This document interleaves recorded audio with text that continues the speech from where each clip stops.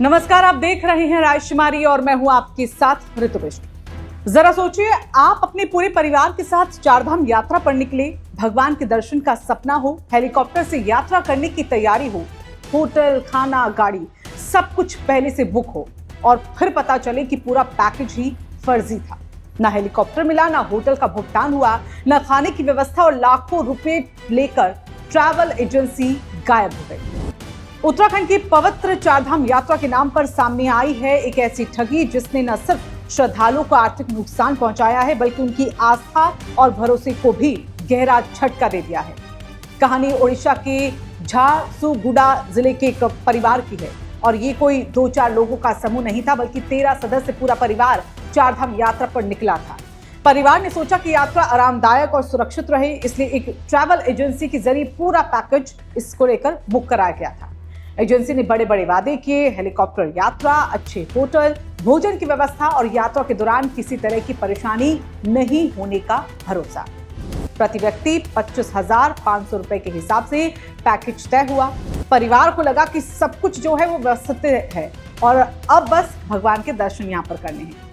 लेकिन उन्हें क्या पता था कि उनकी धार्मिक यात्रा ठगी के एक दर्दनाक कहानी में बदलने वाली है।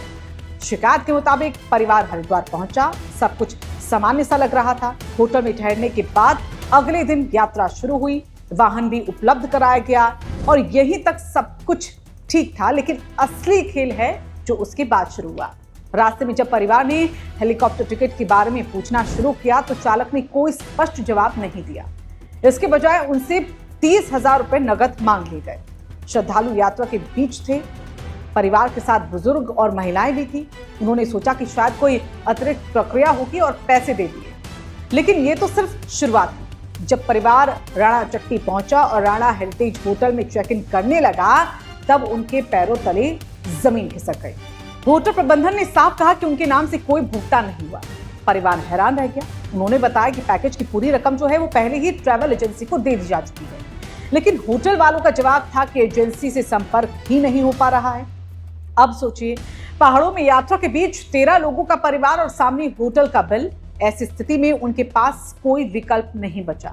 मजबूरी में उन्हें होटल का किराया जो है वो खुद ही चुकाना पड़ा। पहले होटल में 17,500 रुपए, फिर दूसरे होटल में 15,000 रुपए, यानी कि जिन सुविधाओं का भुगतान पहले ही किया जा चुका था उनका पैसा एक बार फिर से दोबारा देना पड़ा। सबसे चौंकाने वाली बात यह है कि पैकेज में शामिल किसी भी सुविधा का लाभ परिवार को नहीं मिला। ना हेलीकॉप्टर, ना होटल, ना भोजन और ना ही वो भरोसा जिसके आधार पर उन्होंने लाखों रुपये अपने खर्च कर दिए थे। परिवार का आरोप है कि एजेंसी को 2,38,000 रुपए ऑनलाइन ट्रांसफर किए गए, 30,000 रुपए नगद दिए गए, वाहन से जुड़े खर्च के नाम पर करीब 50,000 रुपए और भी लिए गए। कुल मिलाकर लगभग 3,33,000 रुपए का भुगतान किया गया, लेकिन बदले में मिला सिर्फ धोखा। और जब परिवार ने एजेंसी से इस पर जवाब मांगना चाहा तो फोन बंद, संपर्क खत्म, कोई जवाब नहीं, कोई जिम्मेदारी नहीं। यानी पैसा लेने के बाद एजेंसी मानो हवा में गायब सी हो गई। अब सवाल इस मामले ने एक बार फिर से खड़े कर दिए हैं कि क्या जो चारधाम यात्रा के नाम पर सक्रिय फर्जी ट्रैवल एजेंसियों का नेटवर्क है वो लगातार बढ़ रहा है।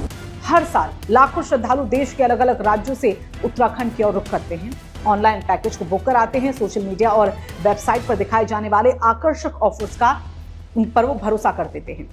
लेकिन कई बार यही भरोसा ठगी का कारण बन जाता है।